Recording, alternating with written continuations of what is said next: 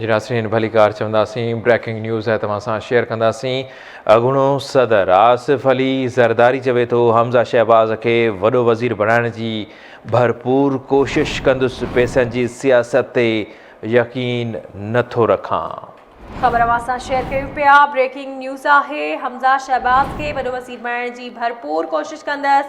आसिफ अली ज़रदारी जो चवण त पैसनि जी सियासत ते यकीन नथो रखां। नून लीग क़यादत खे राज़ी कयो हो त परवेज़ इलाही खे वॾो वज़ीर बणायूं, पर उहो मूंसां वाइदो करे इमरान ख़ान सां मिलियो। नून लीग सां गॾु बीठल आहियां, जंहिंसां वाइदो कयो आहे उहो पूरो कंदसि।